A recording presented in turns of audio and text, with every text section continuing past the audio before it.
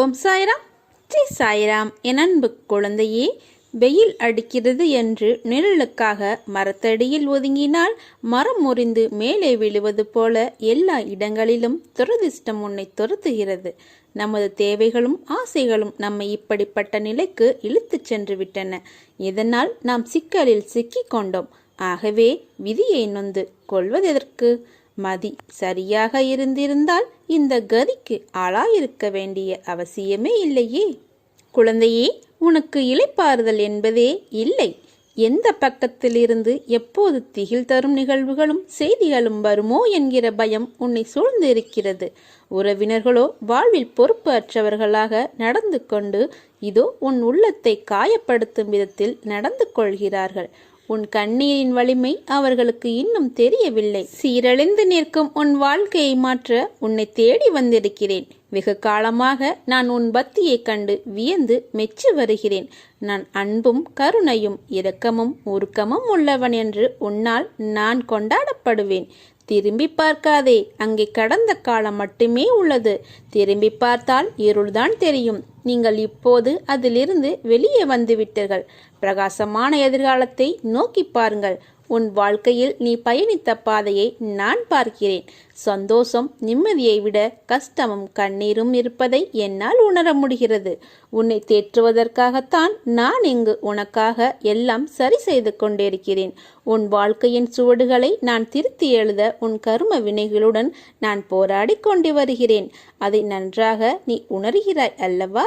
மன உறுதியுடன் திடமாக இருந்து பாபாவிடம் முழுமையாக சரணாகதி அடைந்தால் அவனுடைய தவறுகளையும் பொருட்படுத்தாது பாபா தன் பக்தனை தன்னுடையனை வைத்துக் கொள்வார். நீங்கள் எங்கே இருந்தாலும், நீங்கள் என்ன செய்தாலும் நான் அதை முழுமையாக அறிவேன் என்பதை நீங்கள் தெரிந்து கொள்ளுங்கள். சத்குருவான சாய்பாபாவின் கண்களை நன்றாக பாருங்கள். அலைப்பாயும் நம் மனது அமைதியடையும்.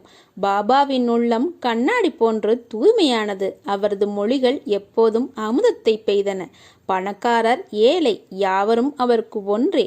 புகழ்ச்சி இகழ்ச்சி இவற்றை அவர் அறிந்திருக்கவில்லை.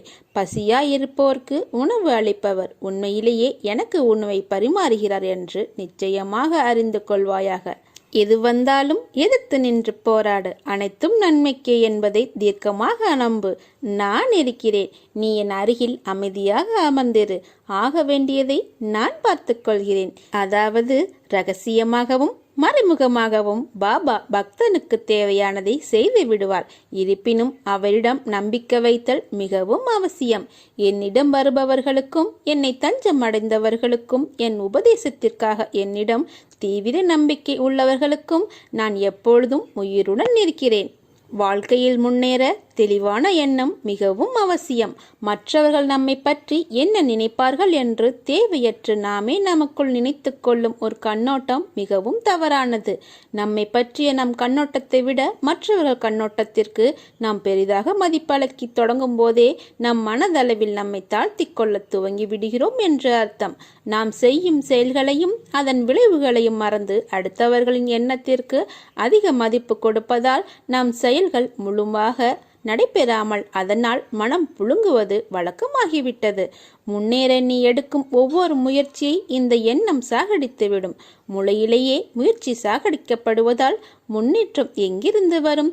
இந்த அச்சத்திலேயே பலர் மற்ற தகுதிகளை திறமைகளை கைவிட்டு விடுகின்றனர். இந்த அச்சம் இருந்தால் படைப்புத்திறனோ முன்னேற வேண்டும் என்கிற உந்துதலோ இருக்காது.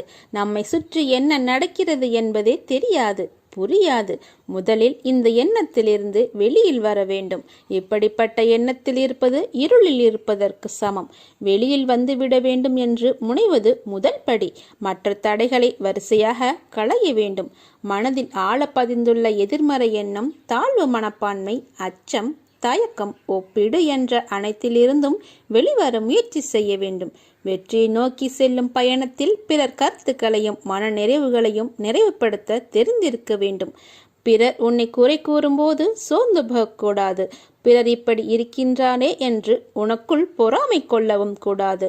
இப்போது இருக்கும் நிலையை ஏற்றுக்கொள். தீர்வு கிடைக்கும்.